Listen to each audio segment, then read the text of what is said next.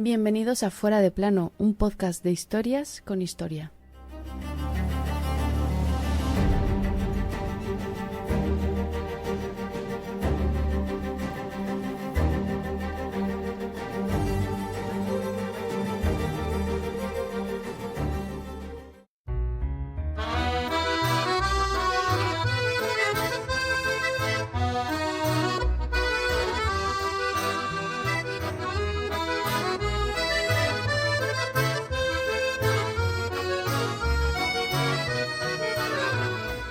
Yo acuso. Con estas dos sencillas palabras, el famoso escritor, periodista y dramaturgo francés, Émile Zola, destapaba una de las grandes infamias de la historia. Infamia que arrancaba aquel 22 de diciembre de 1894. Se trata del caso Dreyfus. Y esta es su historia.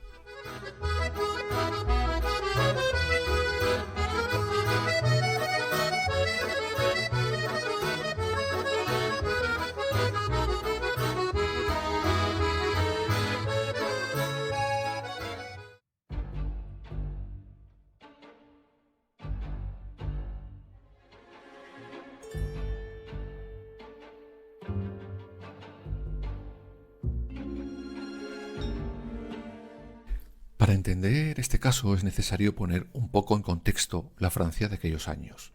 Estamos en los tiempos de la Tercera República, un momento de gran crisis social y económica.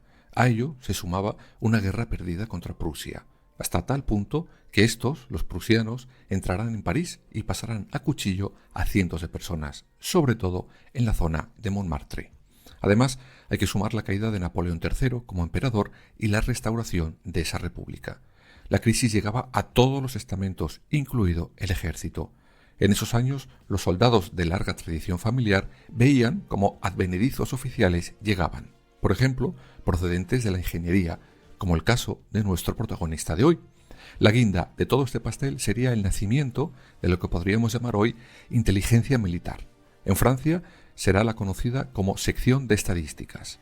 Al mando estaba un coronel alsaciano llamado Jean Sander, que además de coronel era un profundo antisemita. Dato vital. Luego entenderéis el porqué.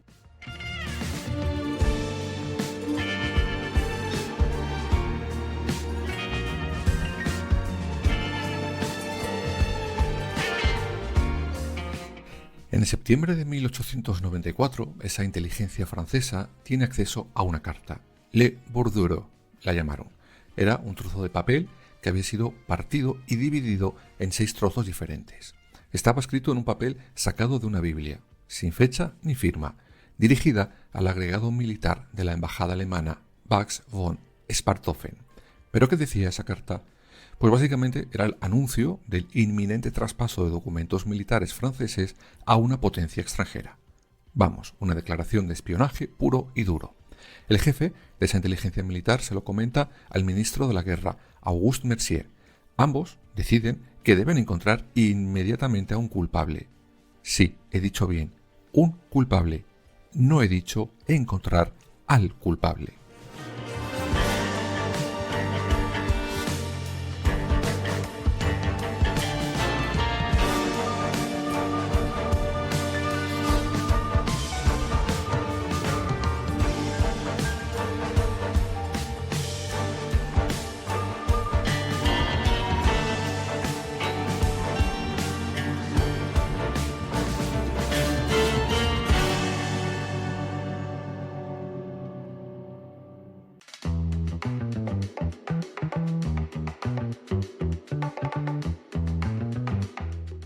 Y empiezan a dar forma a esa teoría y la diseñan como sigue.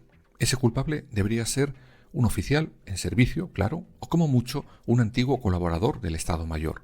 Artillero, a poder ser, alsaciano de origen sería mejor, y si además era judío, le poníamos la guinda al retrato robot de ese culpable, diseñado y nunca investigado.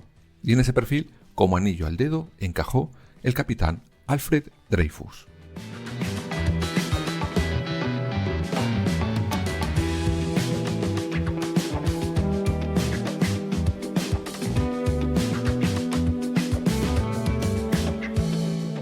El 13 de octubre, con su retrato robot hecho, el general Mercier llama a Dreyfus. y con 0 pruebas y 0 investigaciones le acusa de espía, de haber escrito esa carta. Dreyfus alucina, como os podéis imaginar, niega todo lo que el general está contando. Lógico, es que era mentira. 2 días después deciden hacerle una prueba caligráfica. Otro general le entrega un papel y le hace escribir. Todo muy fiable y muy científico, como podéis ver. Este recoge el papel que acaba de escribir el sospechoso, revisa la carta del espía y le dice que la letra es la misma. Y en ese momento le manda arrestar.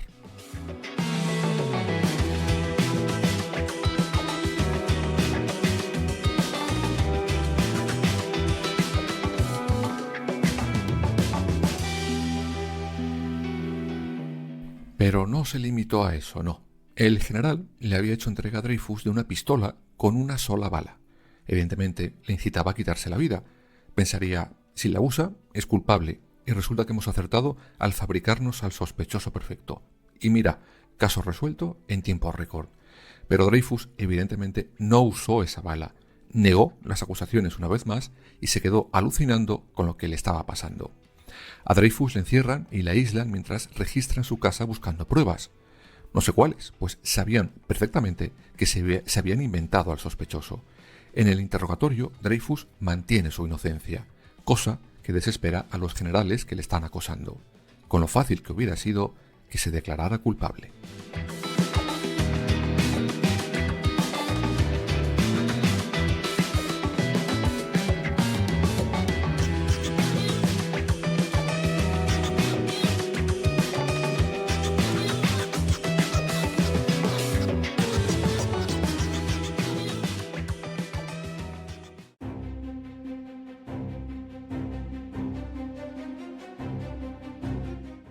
Pero claro, es que no lo era. En fin, la noticia saltará a los pocos días a la prensa, y ésta, en vez de investigar, se traga la historia y hará especial énfasis en el origen judío de Alfred Dreyfus. Finalmente, el 3 de noviembre se anuncia a bombo y platillo la celebración del Consejo de Guerra contra Dreyfus. Su hermano contrata a un abogado y cuando éste ve las pruebas contra Dreyfus no entiende nada del caso. Las pruebas caligráficas no demuestran nada más que alguna letra suelta se parece a la de la carta original. No hay ninguna confesión de culpabilidad de nadie. Los informes militares solo mencionaban que Dreyfus era indiscreto y que había podido tener una aventura con una mujer mayor austríaca. Vamos, lo que se dicen pruebas contundentes.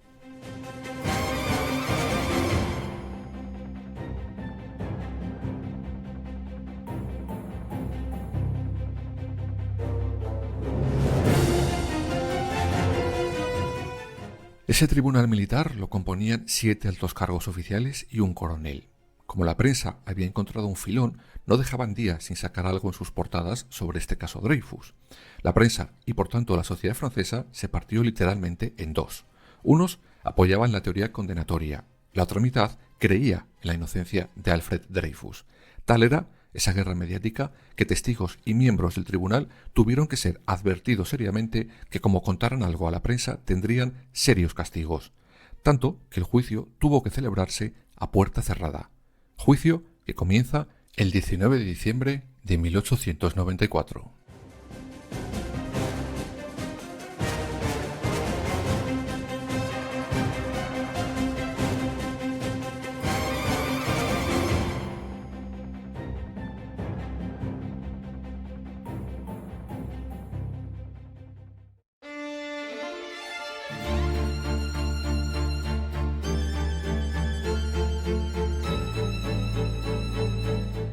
Los elementos de la acusación contra el capitán Dreyfus son de dos tipos, morales y materiales. Podemos decir que el capitán Dreyfus posee, con muy amplios conocimientos, una notable memoria, que habla varios idiomas, en particular el alemán, que conoce a fondo, que también está dotado de un carácter muy flexible, incluso servil, lo cual es muy adecuado en las relaciones de espionaje con agentes extranjeros.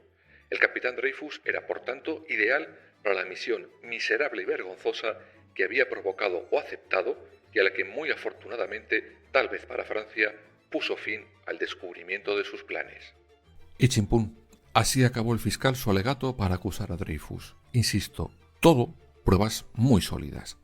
Cuando le llega el turno al abogado defensor, está durante 3 largas horas rebatiendo punto por punto cada absurdo argumento de la acusación. 3 días después, el 22 de diciembre, el tribunal se retira a deliberar. Pero, oh sorpresa, la Fiscalía hace una nueva trampa.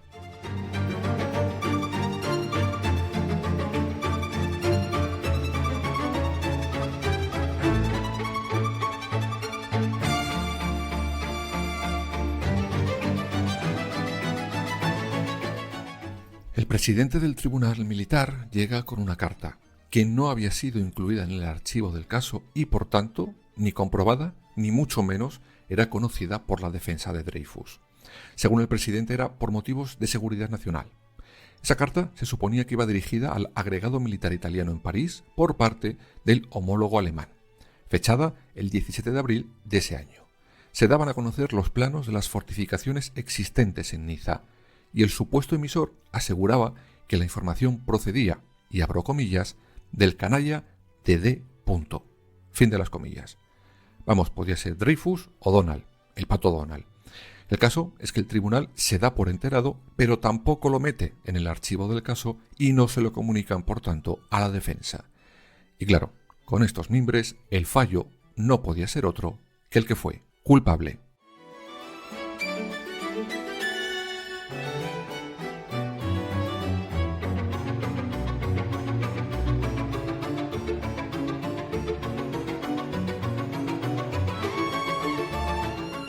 Por si os lo preguntáis, sí, la sentencia, claro está, fue unánime. Pero no fue condenado a muerte para mayor disgusto de los sectores más conservadores del ejército y del pueblo francés. El tribunal lo condenó a deportación y prisión militar, degradación, pérdida de condecoraciones y derechos, la imposibilidad de volver a vestir de uniforme y pago de las costas del proceso. En una ceremonia humillante, Alfred Dreyfus fue degradado. Le arrebataron sus insignias y le rompieron el sable, entre insultos de los allí presentes. Después se marchó a su destierro perpetuo en la cárcel de la Isla del Diablo, en la Guayana francesa. Pero solo un año después de esto, la verdad empezó a asomar sus patitas.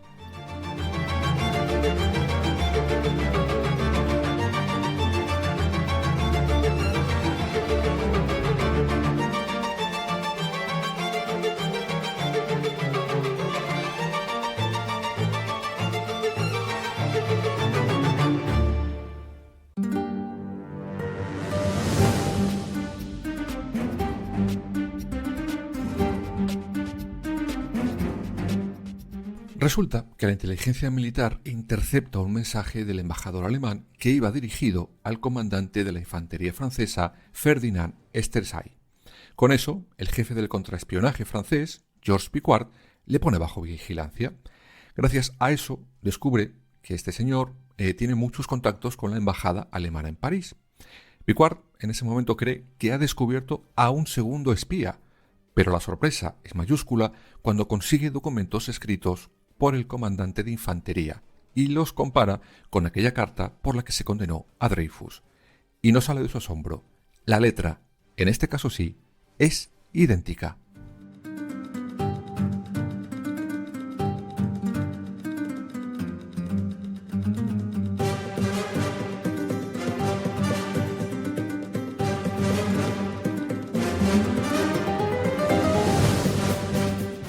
Pero claro, el ejército y sobre todo los generales que habían diseñado al sospechoso idóneo no podían permitir que el jefe de contraespionaje siguiera con sus indagaciones.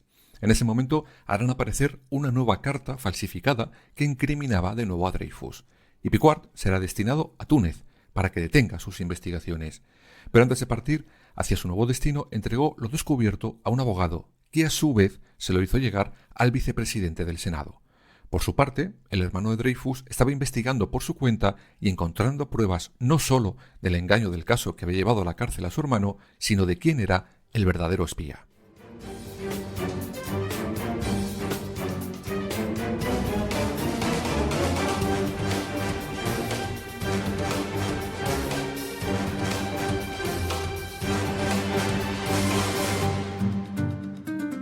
Pero el ejército tenía que seguir con su ida hacia adelante. Estersay fue llevado a un consejo militar y declarado inocente. Sí, lo habéis oído bien. Al verdadero culpable le declaran inocente y al inocente le mandan a la isla del diablo. Ese juicio tan extraño llevará al vicepresidente del Senado a no ser elegido de nuevo y a Picard a ser acusado de revelar secretos de Estado. Todo parecía ir en contra de nuevo de Dreyfus, aunque...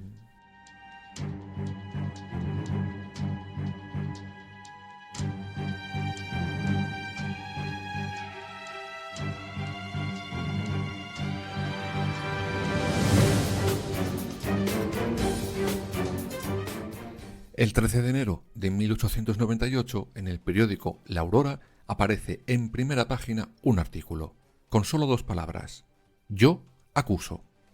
Ese artículo, que era una carta dirigida al presidente de la República Francesa, lo firma el conocido escritor Emilio Zola, en la cumbre de su carrera en aquel momento. En esa carta cuenta todos los datos extraños e irregularidades del caso Dreyfus.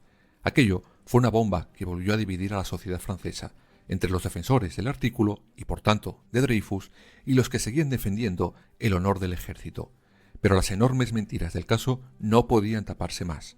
Eran demasiado pesadas como para no caer por su propio peso. Y así ocurrió. El ministro de la Guerra, que era un convencido de la culpabilidad de Dreyfus, averigua que las cartas que le habían atribuido al sospechoso eran falsas. Todas. Que esos documentos los había falsificado un alto mando del espionaje francés, que fue detenido pero se quitó la vida días después. En esas se intenta llevar a cabo un golpe de Estado por parte de la derecha más reaccionaria. Incluso el presidente de la República será agredido. Todo esto hace que el gobierno francés se dé cuenta que tienen que cerrar el caso Dreyfus, pero esta vez con la verdad, o será una bomba que pronto terminaría por estallar. Por eso, en junio de 1899, anulan la sentencia del caso Dreyfus y le ordenan comparecer para un nuevo juicio.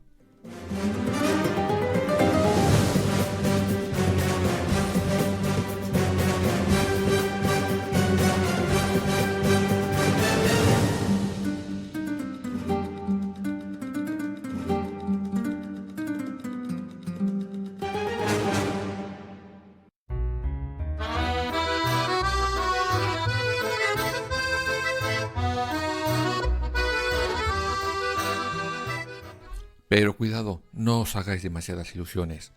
Este nuevo juicio fue otro cierre en falso. Solo servirá para rebajar la condena a 10 años. El gobierno le ofrece un indulto y aunque al principio Dreyfus piensa rechazarlo, pues aceptarlo implicaba reconocer una culpabilidad, al final lo acepta, aunque dejó por escrito por qué lo hacía. Abro comillas. El gobierno de la República me devuelve la libertad. Esta no significa para mí nada sin el honor. Desde hoy seguiré persiguiendo sin tregua la reparación del espantoso error judicial del que soy víctima. Quiero que Francia sepa que soy inocente. Mi corazón no descansará mientras un solo francés me impute un crimen cometido por otro. Cierro las comillas. Por suerte, la verdad terminó ganando poco después. Por orden del gobierno, ya en 1903 se determina que el acusado Alfred Dreyfus había sido incriminado mediante documentación completamente falsa. El 12 de julio de 1906, el Tribunal de Casación anuló la sentencia contra Alfred Dreyfus. Tras esta sentencia, el gobierno emite un decreto que restituía a Dreyfus en el ejército y el 21 de junio le nombran Caballero de la Legión de Honor. Por fin, se hizo justicia.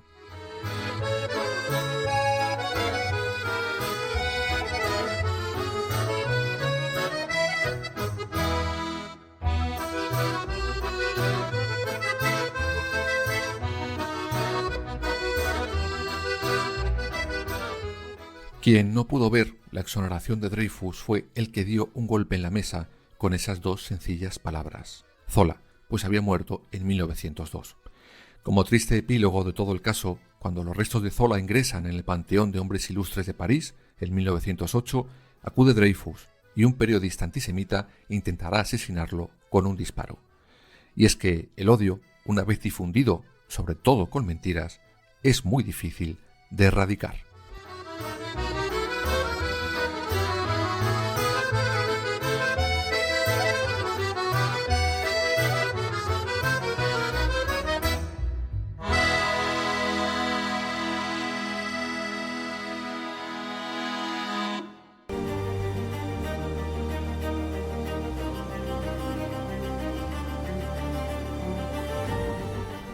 Fuera de plano. Suscríbete en las principales plataformas y síguenos en nuestras redes sociales, Instagram, Twitter y Facebook. Fuera _de plano.